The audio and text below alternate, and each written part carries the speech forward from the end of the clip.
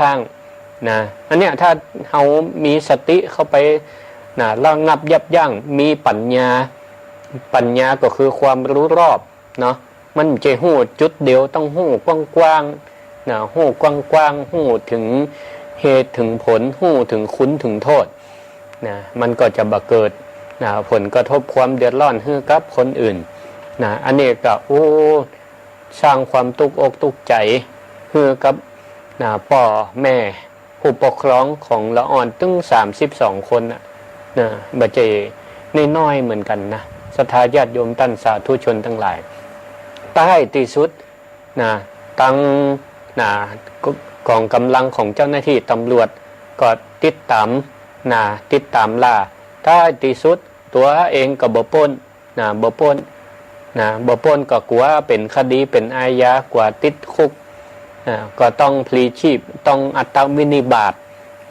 อัตวินิบาตฆ่าตัวเก่าแฮมปลายบ่พอ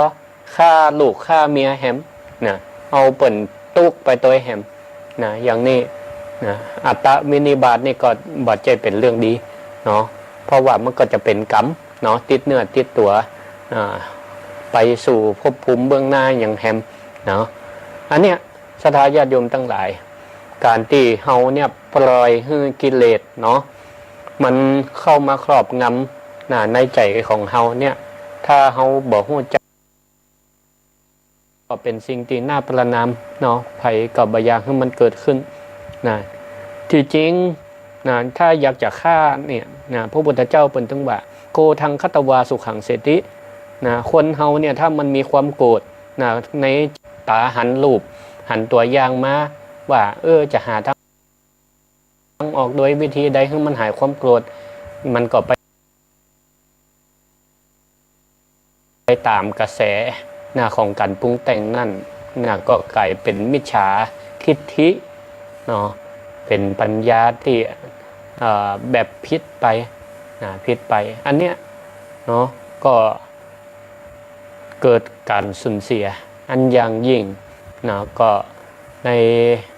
ในนามของสถานีวิทยุก็ขอแสดงความอาลัยและแสดงความเสียใจกับเหตุการณ์ที่มันเกิดขึ้นมันก็ไปตามกระแสของการปรุงแต่งนั่นก็กลายเป็นมิจฉาทิฏฐิเนาะเป็นปัญญาที่แบบผิดไปอันเนี้ยเนาะก็เกิดการสูญเสียอันอย่างยิ่งก็ในนามของสถานีวิทยุก็ขอแสดงความอาลัยและแสดงความเสียใจกับเหตุการณ์ที่มันเกิดขึ้นก็ขอให้จิตตะดวงวิญญาณของน้องๆเยาวชนตัวเล็กๆทั้งหลายไปสู่สุคติสัมปรายภพเบื้องหน้าเนาะมีโอกาสก็ไปเกิดได้พบพระพุทธศาสนาสั่งสมบุญสมปานต่อไปอันนี้ศรัทธาญาติโยมท่านสาธุชนทั้งหลายเนี่ยจากเหตุการณ์อันนี้ที่เกิดขึ้นก็เป็นกรณีศึกษาฮือเฮาเนี่ยต้องมันศึกษาหลักธรรมเอาไว้ในชีวิตประจำวันเนาะก็บ่ต้องศึกษาอย่างนั้นก็ได้โดยการศึกษาหลักไตรสิกขาที่พระพุทธเจ้าเปิ่นได้แนะนำเอาไว้ก็คือหลักไตรสิกขาไตรสิกขาก็คือการศึกษาโดยไตรสิกขามีอย่างพ้องก็คือมีศีลมีสมาธิมีปัญญาศีลนี่ถือว่าเป็นบริวารเป็นคุณสมบัติเบื้องต้นของการศึกษาการที่เขาจะศึกษาอยู่กับคนในสังคมในครอบครัวถ้าเกิดมาแล้วเนี่ยเขาอยู่คนเดียวอยู่ตัวคนเดียวแล้วเนี่ยเรื่องศีลนี่อาจจะบ่สำคัญก็ได้ถ้าเขาอยู่คนเดียวตั้งแต่เกิดจนตายเนี่ยศีลสมาธิปัญญาอาจจะบ่ต้องอย่างก็ได้แต่ในความเป็นจริงเขาบ่สามารถอยู่ด้วยตัวคนเดียวได้แม้แต่เกิดมาเขาก็ต้องอาศัยพ่อแม่ในการหาข้าวหาน้ำให้เขากินเนาะเพราะเขาบ่สามารถประคับประคองเลี้ยงดูตัวเองได้ก็ต้องอาศัยบุคคลที่เกี่ยวข้องที่1ที่2ที่3ก็ว่าไป ในการดำเนินชีวิตเนี่ยเพราะฉะนั้นในชีวิตของความเป็นจริงเราไม่สามารถอยู่ด้วยตัวคนเดียวลำพังได้เราก็ต้องอาศัยบุคคลอื่นๆรอบข้างในการอุปถัมภ์บำรุงเลี้ยงดูเพราะฉะนั้นเรื่องศิกขาก็จึงเป็นความจำเป็นการศึกษาจึงมีความจำเป็นเรียนรู้ทุกสิ่งทุกอย่างเรียนรู้การเอาชีวิตรอดเนาะการเอาชีวิตรอดแม้แต่เด็กทารกเนี่ยศรัทธาญาติโยมทั้งหลายเขาสังเกตว่าเราอ่อนนี่นะถ้ามันนอนคว่ำเนี่ยถ้ามันนอนคว่ำหายใจบ่ออกอย่างต่างๆเนี่ยมันก็มีการศึกษาของเขาเองก็ต้องพยายามตะเกียกตะกายปิ้นซ้ายปิ้นขวาเพื่อให้ได้หายใจอย่างคล่องแคล่วเนี่ยมันก็เป็นการศึกษาเป็นในตัวพอมีการเจริญเติบโตขึ้นมาเฮียนหู้อย่างได้เรื่องศีลก็จึงเป็นเรื่องสำคัญศีละการอยู่ด้วยกันอย่างปกติโดยไม่โหดร้ายไม่มือไวไม่ใจเร็วไม่พูดปดไม่หมดสติเนี่ย5 ข้อเนี่ยถือว่าเป็นวินัยขั้นพื้นฐานของการอยู่ร่วมกันในสังคมทุกคนถ้าเฮียนหู้การอยู่ร่วมกันโดยใจศีลเป็นคุณธรรมขั้นพื้นฐานเหตุการณ์ต่างๆที่มันสร้างความสะเทือนใจอย่างเช่นวันนี้เนี่ยการหญิงละอ่อนเนี่ยต่างๆเนี่ยมันจะเกิดขึ้นเลยถ้าฆาตกรคนนี้เนี่ยมีศีลมีความเป็นปกติมีความยับยั้งชั่งใจมีสมาธิมีปัญญาในการตึกตองพิจารณาเหตุการณ์ต่างๆมันก็บ่เกิดขึ้นแล้วก็กิเลสต่างๆก็บ่สามารถเข้ามาปรุงแต่งในจิตเขาได้มันก็ต้องใจความเพียรพยายามในการฝึกปรือในการฝึกฝนจิตอยู่บ่อยๆอยู่เหมือนกันมันก็เป็นปกติของปุถุชนมันหลีกเลี่ยงไม่ได้เนาะความโลภความโกรธความหลงเนี่ยมันเข้ามาได้เร็วมากได้เร็วมากอย่างนิดอย่างน้อยจะบ่เข้าหูกันเนี่ยถ้าบ่ใจสติเข้าไปยับยั้งเนี่ยมันก็พาคือเขาเนี่ยปรุงแต่งปลาคือมีความโกรธหันอย่างใครมีใครได้ก็เกิดความโลภอยากมีอยากได้เนี่ยมันได้ง่ายที่สุดเลยสิ่งทั้งหลายนั้นมันปรุงแต่งเข้ามาได้ง่ายแต่ถ้าเขามีสติเข้าไปดักจับกำจัดมันก็ยังหู้มันก็ยังหู้เนื้อหู้ตัวเสร็จแล้วก็ดับหรือทำกิเลส3 ตัวได้ตัวหนึ่งความโลภความโกรธความหลงเนี่ยมันเบาบางลงได้ของแต่อันที่มันจะนักข่อไปติ๊กๆปาปรุงแต่งจิตไปทำความผิดไปเรื่อยๆมันก็ยังมีความยับยั้งชั่งใจเพื่อมันบางเบาทุเลาลงไปได้ของอันนี้ปัญญาเรื่องความรอบรู้ศีลสมาธิสมาธิคือความตั้งมั่นแห่งจิตความตั้งมั่นแห่งจิตนี่ก็เป็นการที่เฮาเนี่ยฝึกจิตให้อยู่กับสิ่งใดสิ่งหนึ่งมีจิตจดจ่ออันนี้เฉพาะจุดก็สามารถจะช่วยให้เฮาเนี่ยมีสติมีสติได้อันนี้มันก็พัฒนามาจากการมีศีลถ้าเฮามีศีลอย่างที่ได้นำเสนอไปเมื่อสักครู่ไม่โหดร้ายไม่มือไวไม่ใจเร็วไม่พูดปดไม่หมดสติมันก็สามารถพัฒนาการให้เฮาเนี่ยฝึกสมาธิมีความตั้งมั่นแห่งจิตแล้วก็ทรงไม่ต่อไปหาปัญญาเนี่ยหรือปริญญาปริญญาก็แปลว่ารอบรู้รอบปัญญาก็เหมือนกันปะบทปะนี่แปลว่ารอบยาในความรู้ยาแปลว่ารู้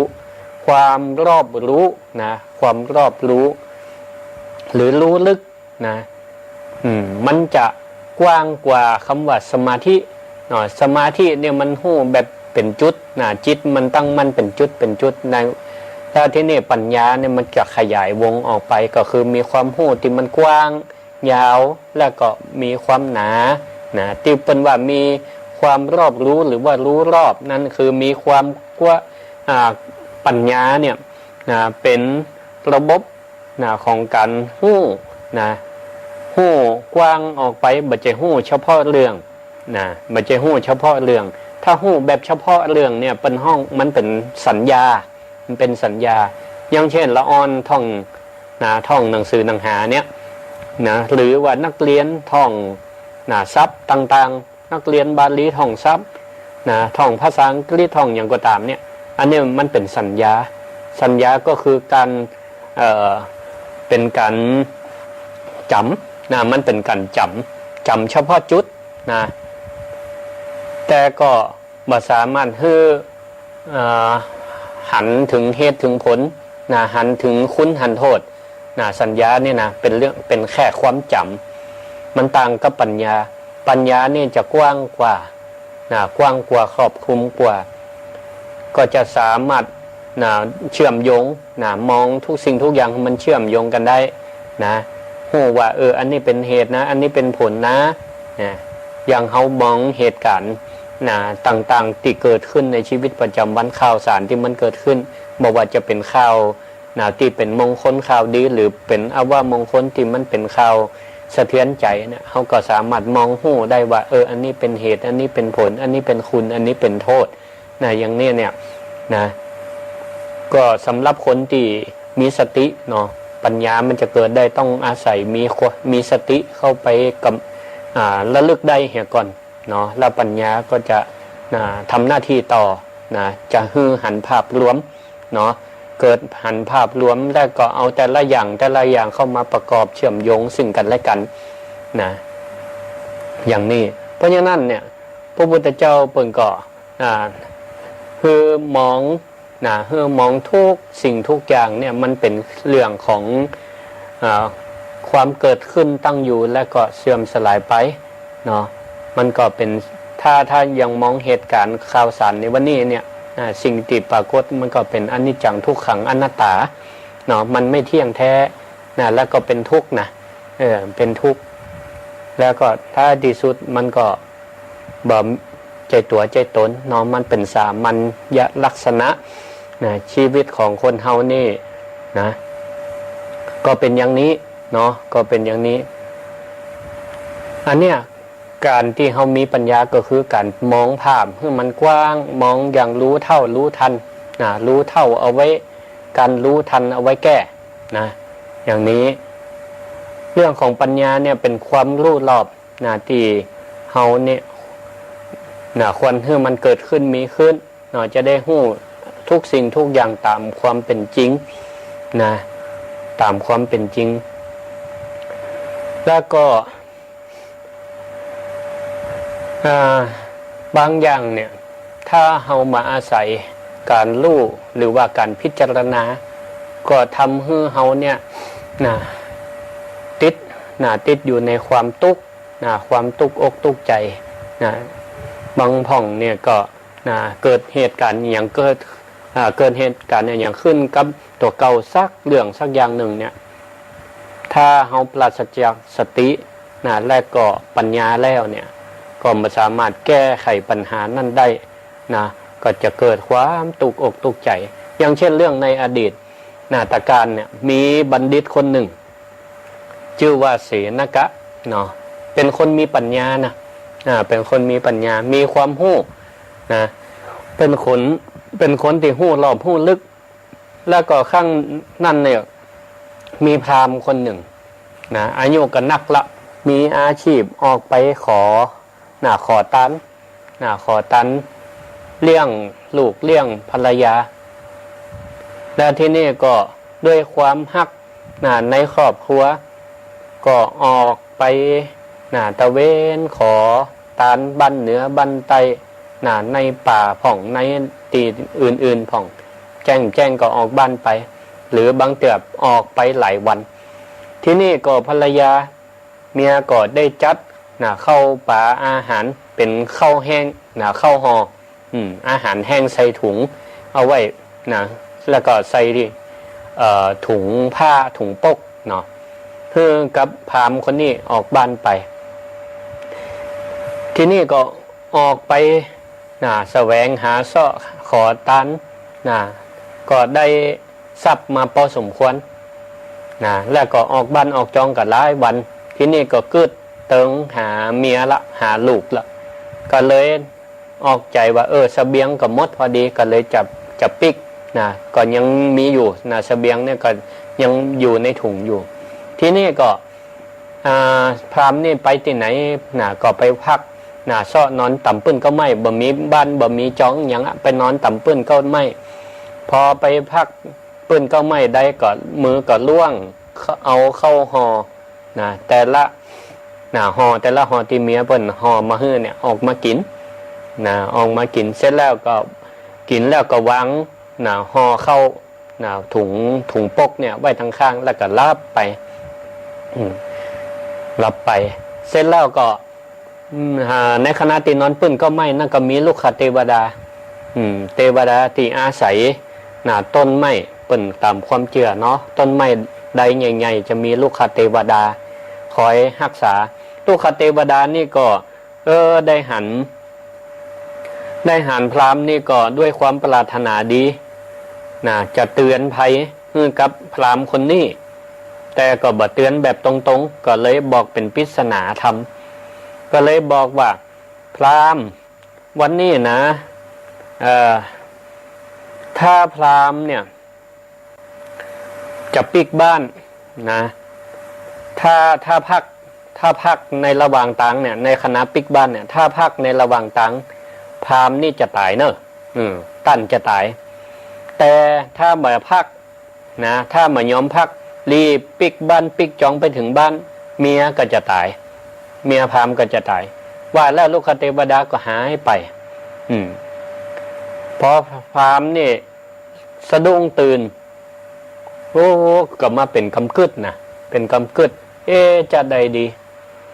เฮาจะเดินทางไปหาเมียจะเดินทางปิกบ้านไปหาเมียดีก่อหรือจะแวะพักแวะนอนดีก่อคือหมายความว่าปิกบ้านเมียก็ตายถ้าอยู่แวะพักแวะเซานอนตัวเก่าก็จะตายตัวเก่าก็หักเมียก็หักแก้ปัญหานี่บ่ได้ตัดสินใจบ่ได้ก็เตียวไปให้ไปเตียวไปให้ไปทีนี้ก็แทนที่จะปิกบ้านก็เลยเดินใบหน้าเข้าไปที่หมู่บ้านของเสนกบัณฑิตที่เปิ้นอาศัยอยู่เสนกบัณฑิตเนี่ยเปิ้นมีสติมีปัญญา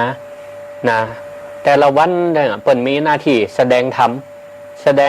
ให้เจ้าบ้านฟังและที่นี่ก็พอในคณะแสดงธรรมเสร็จเรียบร้อยทุกครั้งเนี่ยคนฟังเนี่ยจำชื่นอกชื่นใจดีอกดีใจเหมือนสถาติฟังรายการธรรมะจากครูบาอาจารย์แต่ละชั่วโมงเนี่ยฟังจบก็ดีอกดีใจชื่นอกชื่นใจทีนี้พราหมณ์นี่ก็ไปฟังพ้องไปนั่งฟังธรรมก็เปิดที่นี่เสนกบัณฑิตก็แสดงธรรมจบแล้วสถาปากันดีอกดีใจอนุโมทนาสาธุกันชอบใจในธรรมะที่เสนกบัณฑิตเนี่ยได้แสดงพอเปิ่นปากันปิกบ้านมีความม่วนอกม่วนใจแต่ว่าพราหมณ์เนี่ยกับให้อยู่หันเศร้าอกเศร้าใจมีคนเดียวแต่ตุกอกตุกใจเสนกบัณฑิตไปหันเสพราหมณ์เนี่ยบดีใจในการฟังธรรมตุกอกตุกใจให้ก็เลยไปถามก็เลยไปถามว่าเป็นจะได้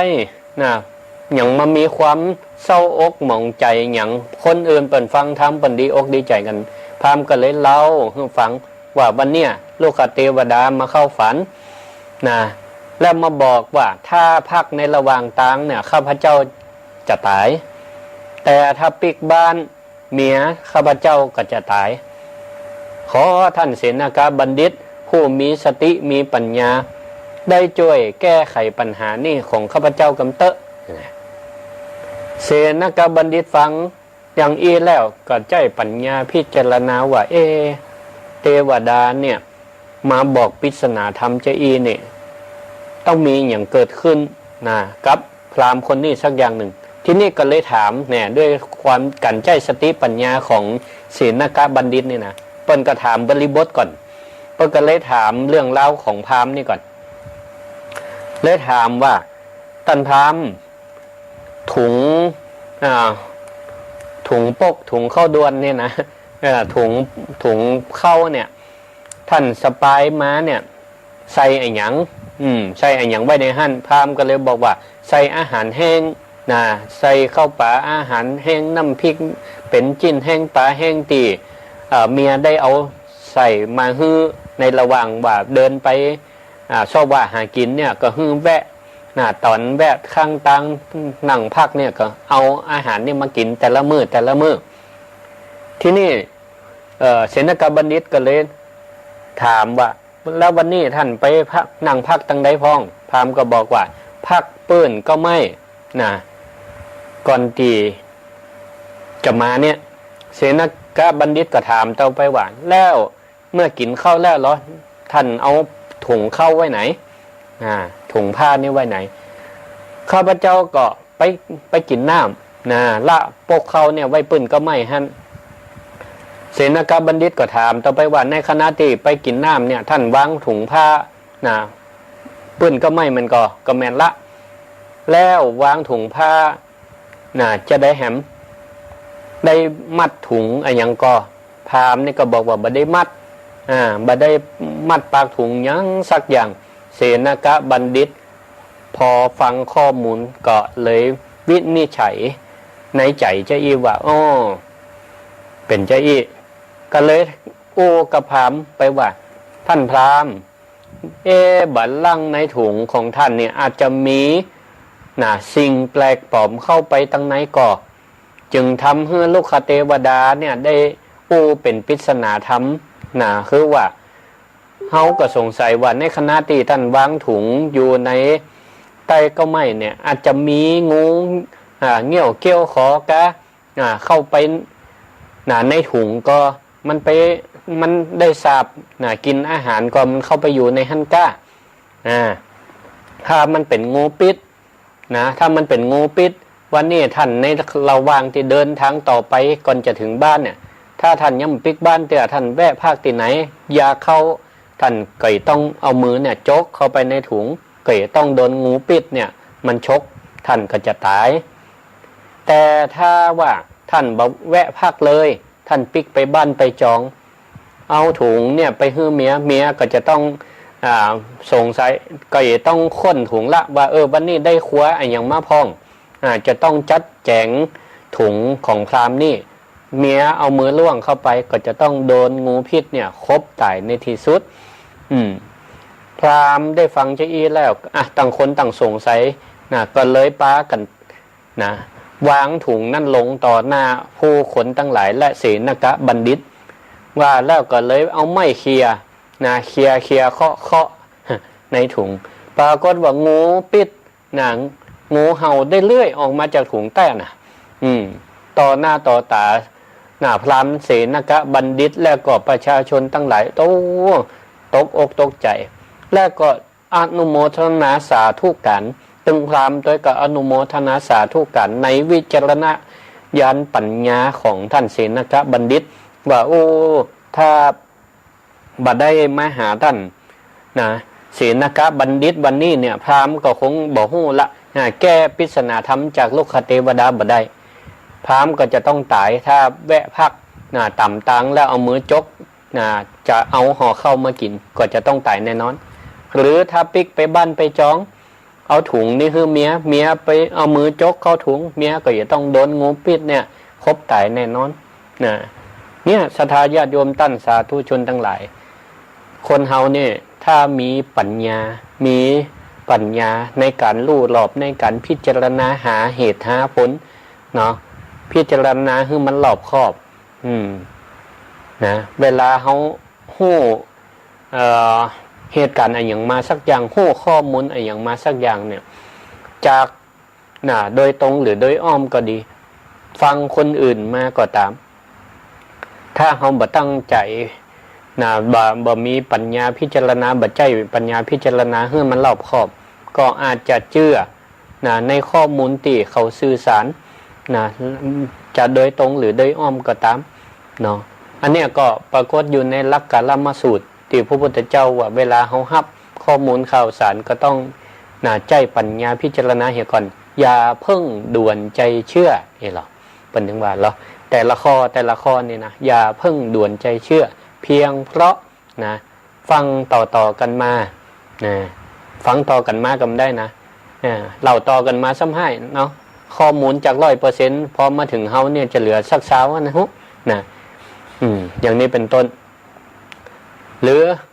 อย่าเพิ่งด่วนใจเชื่อเพียงเพราะทำต่อกันมาเป็นประเพณีวัฒนธรรมหรืออย่างก็ตามก็ต้องใจปัญญาพิจารณาตัวพ่องก็โมหัวคนเฒ่าคนแก่เปิ่นทำต่อกันมาจะเอี้ยลูกหลานบัดเดียวเนี่ยมันจังถามนะถ้าเขาบ่สามารถตอบด้วยเหตุและผลให้เขาได้เนี่ยละอ่อนก็บ่ใครจะเชื่อลำเดียวนี่นะแต่ถ้าเขาบอกเขาด้วยเหตุและผลว่าประเพณีวัฒนธรรมที่เปิ่นทำต่อกันมาเนี่ยมันแฝงด้วยคติธรรมอย่างพ่องสอนให้หลูกให้เต้าเนี่ยมีความฮักสมัครสมานสามัคคีก็มีความกตัญญูกตเวทีก็มันก็จะละอ่อนก็จะได้มีความรู้ความเข้าใจและก็สามารถสืบสานอนุรักษ์ประเพณีวัฒนธรรมต่อไปได้นะเพราะการใช้ปัญญาเนาะการใช้ปัญญาในการพิจารณาเมื่อเขาเจริญนะปัญญาพัฒนาสมาธิประกอบนะและศีลนะต่างๆเนี่ยก็จะเป็นเครื่องที่ทำให้ชีวิตของเขานั้นมีความสมบูรณ์เปิ้นว่าปัญญานี่ถือว่าศีลสมาธิปัญญา3อย่างนี่นะสิกขา3เนี่ยศีลสมาธิปัญญาอันยังสำคัญที่สุดก็คือปัญญาเนี่ยถือว่าเป็นสิ่งที่สำคัญที่สุดส่วนศีลและสมาธิเนี่ยถือว่าเป็นบริวารนะเป็นบริวารการที่เขามีปัญญาเนาะมีปัญญามีความรู้ความเข้าใจที่มันชัดนะก็จะสามารถพัฒนาไปได้อย่างรวดเร็วใจปัญญาในการตัดกิเลสเนาะและก็จะต้องมีสติมีสมาธิเข้าไปกำกับตัวมีศีลเป็นองค์ประกอบตัวอย่างนี้มีปัญญาอย่างเดียวก็ไม่ได้เพราะบางทีมีปัญญาแต่บ่เอามาปฏิบัติบ่นำเข้าไปสู่เรื่องศีลเช่นหู้มดะหู้ผิดหู้ชอบหู้ดีหู้ชั่วหู้ว่าสิ่งนี้ควรทำไม่ควรทำแต่บ่เอาไปปฏิบัติก็บ่ได้มีปัญญาแต่บ่มีศรัทธาอันนี้เป็นห้องว่าไม่เศร้าล่ำคุ้มหู้ลวกมดะก็สิ่งก็อย่างในสังคมปัจจุบันเนี่ยอาจจะเป็นเจ้าอี้กระหลายอยู่เนาะมีปัญญามีปัญญาหู้มดะ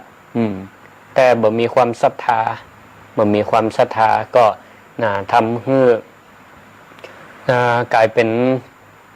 คนแบบฉลาดแบบแกมโกงเนาะบ่มีคุณธรรมบ่มีจริยธรรมเนาะมีแต่ IQ แต่บ่มี EQ เนี่ยที่ภาษาปัจจุบันเป็นว่าเนี่ยนะสถานทั้งหลาย IQ ก็คือระดับสติปัญญาฉลาดลวกอย่างเดียวมันป้อมได้เดี๋ยวมันบ่หุ่มก้นเนาะต้องมี EQ ก็คือการควบคุมอารมณ์เนี่ยอย่างเหตุการณ์วันนี้ที่เกิดขึ้นถ้ามันใจ IQ ใจปัญญามีปัญญาตัวแล้วก็มี EQ ก็คือการควบคุมอารมณ์ให้มันระงับยับยั้งหายไปว่าการทำอย่างเนี่ยมันสร้างผลกระทบกับตัวเองแล้วก็คนรอบข้างสุดท้ายมาก็บ่มีไผอยู่สักคนตายหมดแม้แต่ตัวเก่าก็ต้องหนีปัญหาหนีปัญหาเนี่ยถ้าเรามีปัญญาแล้วก็มีศรัทธามันก็จะไปคู่ขนานกันเนาะมีทั้ง IQ แล้วก็ EQ รู้จักเหตุจากผลรู้จักตนรู้จักประมาณแล้วก็มีการควบคุมอารมณ์ไปตัวก็บ่ทำให้เกิดความทุกข์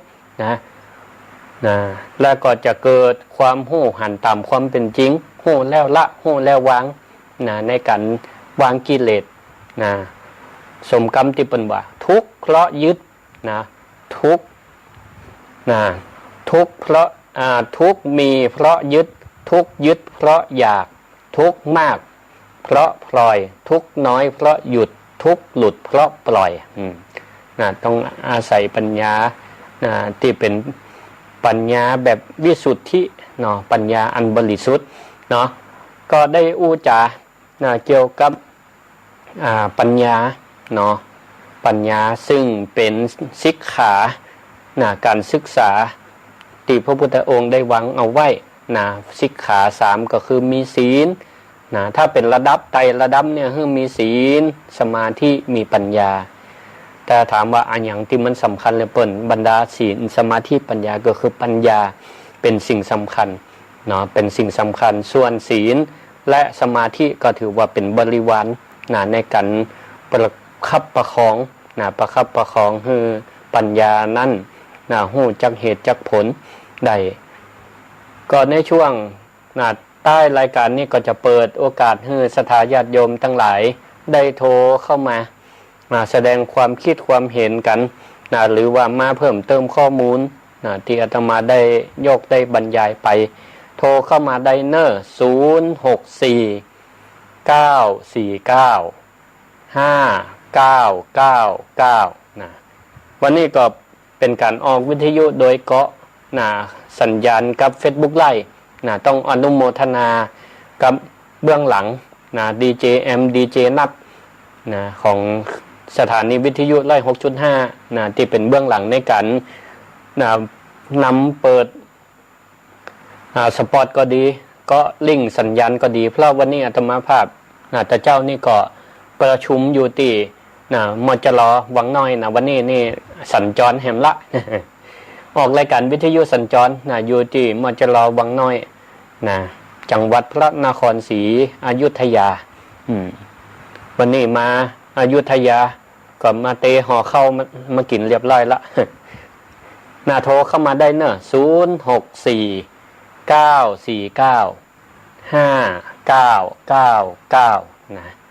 โดยพระครูสิริธรรมบัณฑิตเนาะ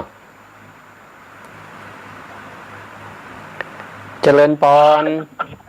พระครูฟังอยู่นะเจ้าสาธุแม่อย่างเจ้า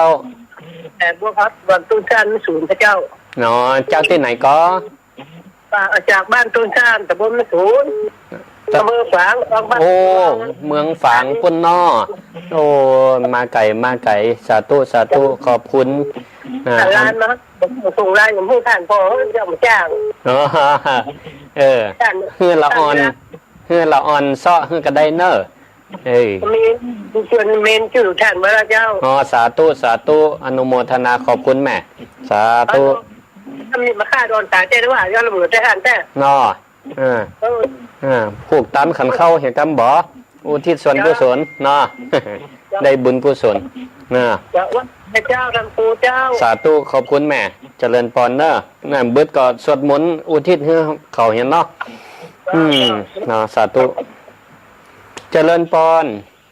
ไว้สาเจ้าแม่สมใจปีบ้านมา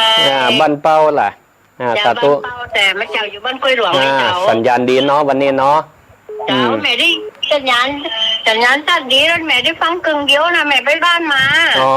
ล่ะไปบ้านมาไปพอใน Facebook ย้อนหลังเอาบ่Facebook มันยังมาเข้าเหรอที่ไหนของแม่มัน Facebook มันแบบนี้แม่ซ่อจื่อของพ่อครูได้ก่อนก็นี่ก็แม่ก็พิมพ์แล้วเนี่ยเอาจื่ออย่างก็เจ้ามันเป็นภาษาอังกฤษแม่ช้ำมาจ้างนั่นน่ะฮื้อละออนน่ะต้องฮื้อละออนเขาพิมพ์ฮื้อก่อนน่ะเนาะแต่ว่าอาจารย์บวรวิทย์ของแม่เข้ามีนะเดี๋ยวถ้าได้ปะกันเนาะมาปะกันเดี๋ยวจะอ่านกดฮื้อเนาะสาธุขอบคุณแม่สาธุเจ้าเจริญพรแม่ศรีนวลแม่ศรีนวลอยู่บ้านเฮากับเจ้ามาประชุมติมจรหวังน้อยอยุธยารักษาสุขภาพตัวนะสาธุขอบคุณแม่ตกกระจายทั้งฝนกันมาบ้านเฮาก้าบ่ตกเตือเฮาวันนี้ห้อนแดดออกดีละมันตกยั่งผ่องกันดีน้ำจะได้ระบายสบายใจเลยฟังนี่ข่าวสารตะกี้เนาะนั่นน่ะโอเคสบายใจเลยแผ่เมตตาเนาะบึดสวดมนต์ก่อนรับก่อนนอนอุทิศส่วนกุศลให้เราอ่อนน้อยเขาเนาะเจริญพรแม่สาธุอาจารย์เจริญพร แม่บัวไข เจ้า แม่บัวไข สาธุสาธุขอบคุณแม่บัวไขเนอะฟังกันตลอด เดี๋ยวฟังทำสิจะกาฟังคำตอนเนอะ5 โมงเนอะ เจ้า สาธุเจริญพร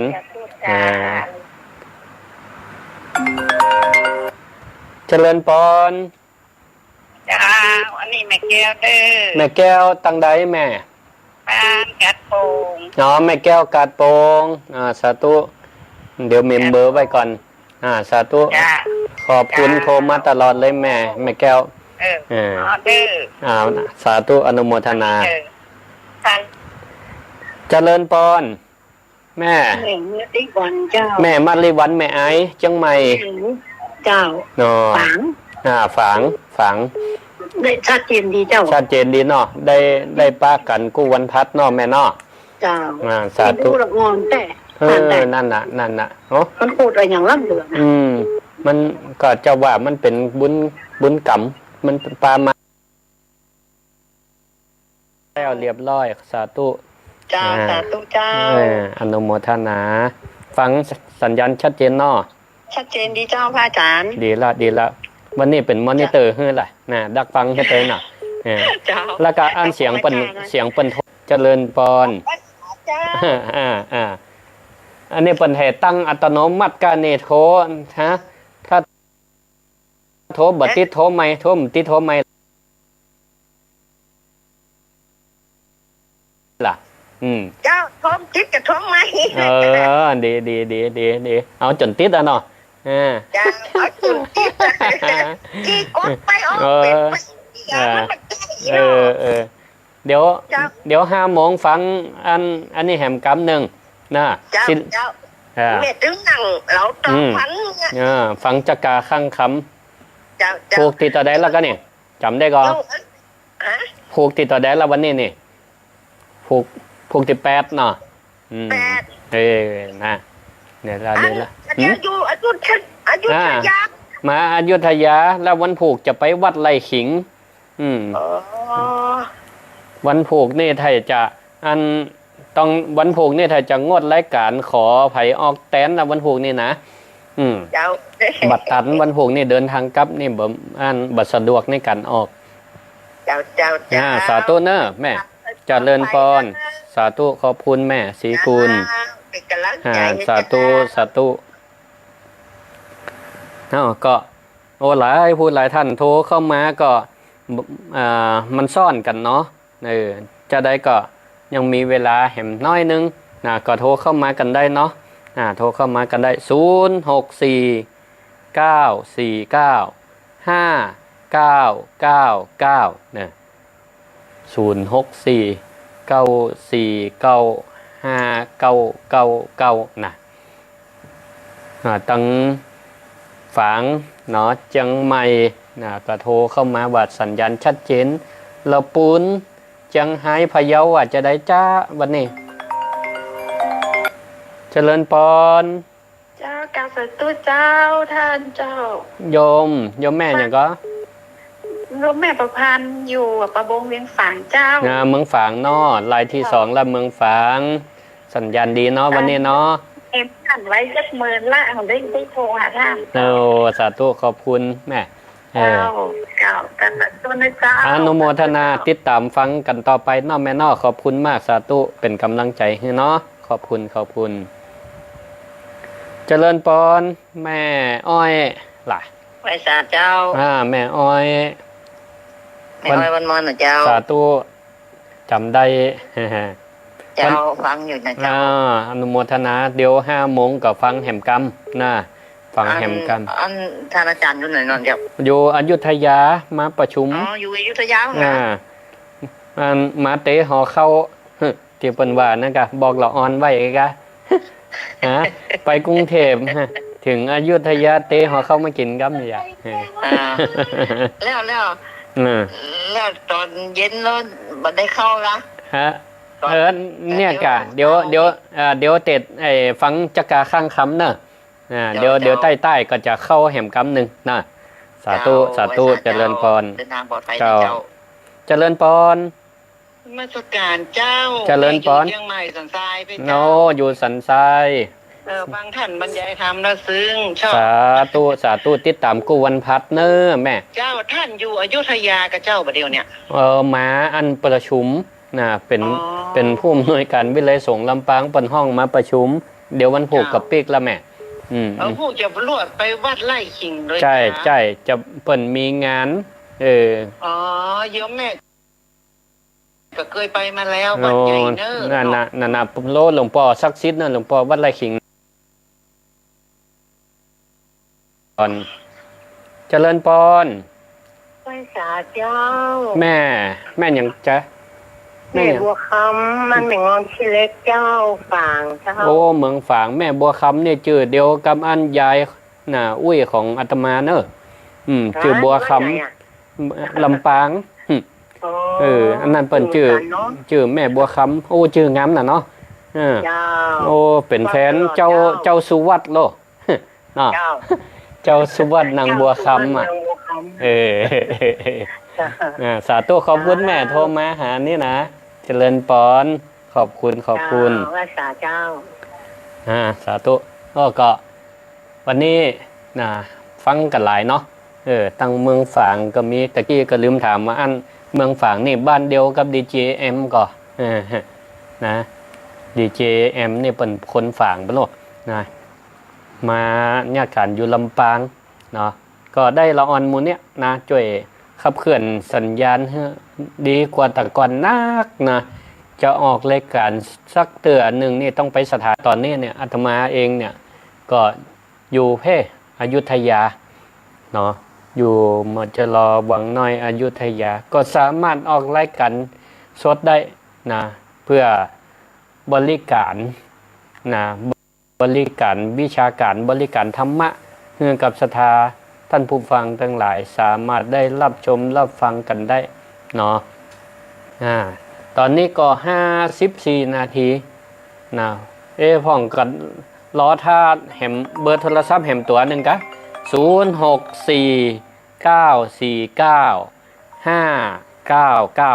เนอเจริญปอน ภาษาเจ้า เจริญปอน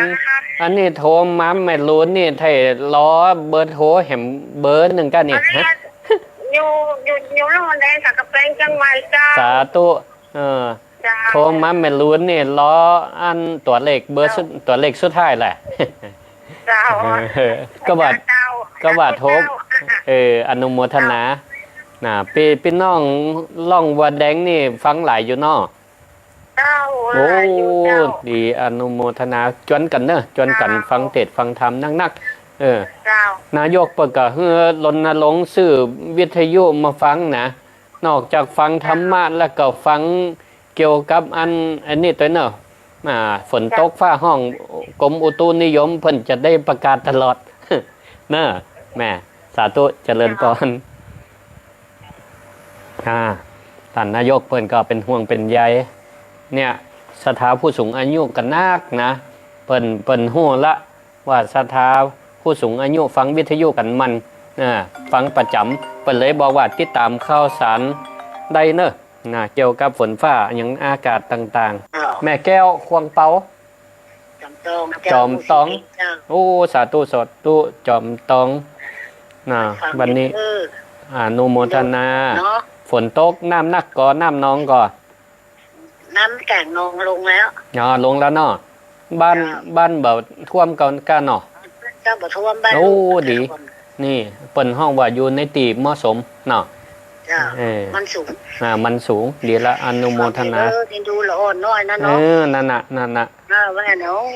มันตาพอออกเนาะไผกับบ่ใครคือมันเกิดเนาะนะฟังอยู่เด้อฟังสาธุขอบคุณแม่เจริญปอนขอบคุณจอมตองเชียงใหม่ก็โทรกันเข้ามาจะมีไผโทรมาแหมกอดเจิ้นได้เนอะตอนนี้ Facebook ไลฟ์ก็มีคนรับชมรับฟังหลายผู้หลายท่านพ่องก็ฟังวิทยุมาแล้วก็ฮู้ว่ามี Facebook ไลฟ์ตัวเปิ่นก็ซ้อหากันได้เนอะอีแม่ตั้งหลายเนี่ยก็มีความพยายาม เออจะเนี่ยจะได้เดียมัน Facebook ของอาตมาเนี่ยมันเป็นภาษาอังกฤษซ่อหายากน้อยพ่องต้องห้องละอ่อนมาจ่วยซ่อให้ก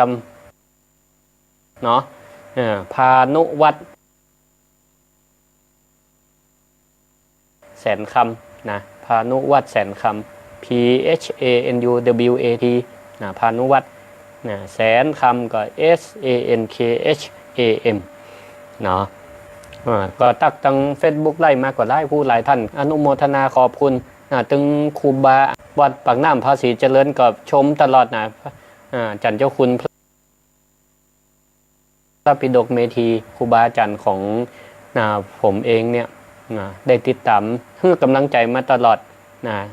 วันนี้รู้สึกว่าหลวงพ่อพระครูดมศิริทัตน์ก็เข้ามาฟังด้วยเดี๋ยวจะได้ฟังเตะธรรมจักกาข้างคำต่อเนอะจักกาข้างคำผูกที่8ก็หาเดี๋ยวหลวงพ่อเปิดจะได้เตะธรรมให้ศรัทธาได้ฟังเอาละใต้ที่สุดแห่งรายการนี้ก็จะขอปั่นปอนให้กับศรัทธาญาติโยมตั้งหลายเป็นกรรมข่าวเนอสิทธิกิจจังกิจการทุกด้านเบาว่าการงานก็แล้วสมดังไม้ในลาล่างแคล้วเงินคำกำแก้วไหลมากึดสร้างใดนั่นขอสมกำจ้าหากพาธนาอันใดจุงได้องยิ่งฟ้าเลิศล่ามีสีฟุ้งประชาชีกอบกลมนมไว้สิทธิลาพังสิ่งยังใครใดลุลังไหลมาตั้งวัวควายจ้างมาเครื่องตกแต่งผ้าควาใบมโนหนังนึกกึดใดดังใจสมดังปอนใจอาตมาปั่นอาตมาปั่นขอลวดลาไปก่อนแหละนายเฮยป้ากันใหม่ในเวลา5 โมงเนอะศรัทธากับ